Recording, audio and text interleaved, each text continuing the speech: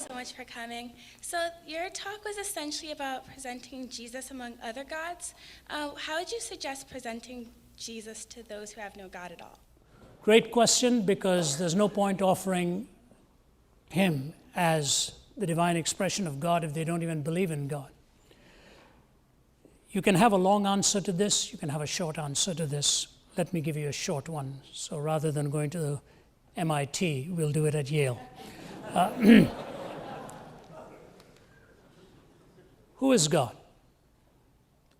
In the claims of the Bible, God is the personal, moral, infinite first cause of this world. He's the personal, moral, infinite being who is prior to this very world itself and the creator of the world.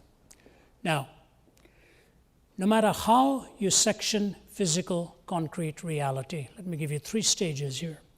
No matter how you section physical, concrete reality, you will end up with a state of affairs where the reason for that reality's existence is not in itself.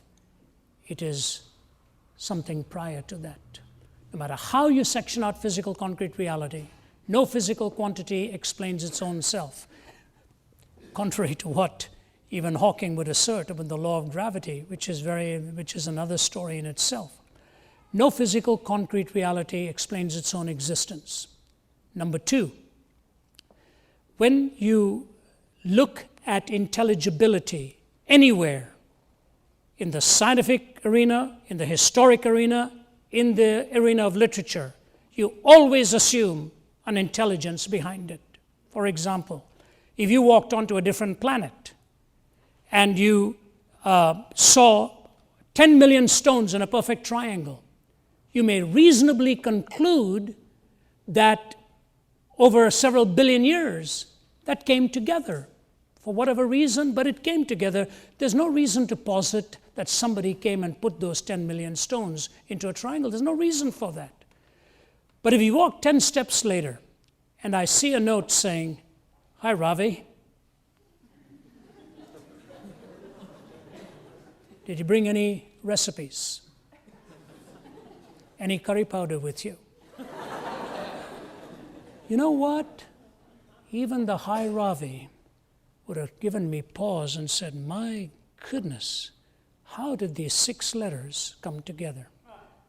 There's no other way. You may as well try to explain the arrival of a dictionary because of an explosion in a printing press. You just don't move in that direction. So number 1, no physical, concrete reality explains its own existence. Number 2, anytime you see intelligibility, you see intelligence behind it. Take a look at this. I've been with Francis Collins 2 or 3 times. We've spoken together. We were together at Johns Hopkins.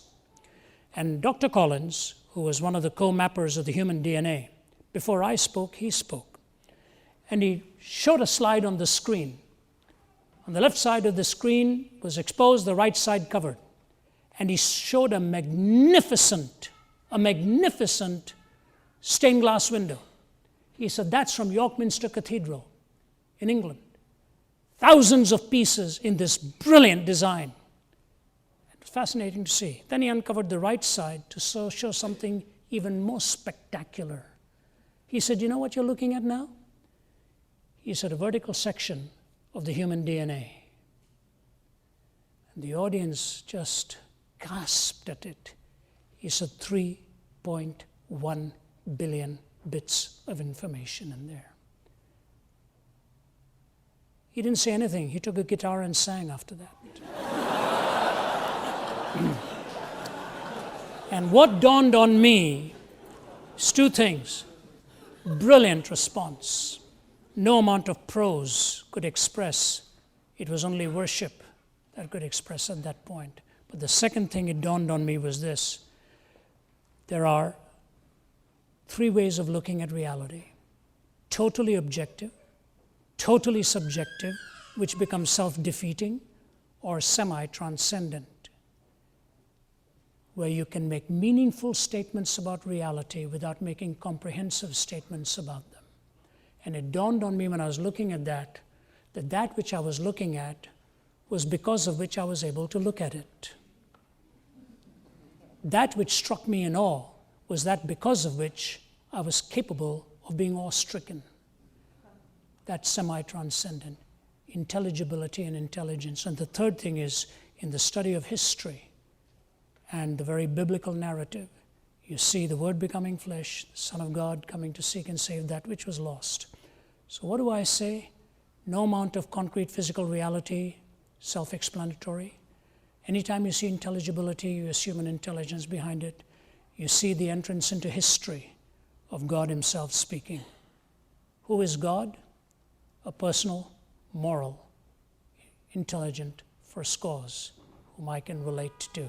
To me, I demonstrate the argument for God's existence and show why Christ is that revelation. Now, you can take centuries of philosophy and try to answer that. I've done it for you in a few minutes, and a feeble attempt to tell you that there is reasoning behind it. There is reasoning behind it.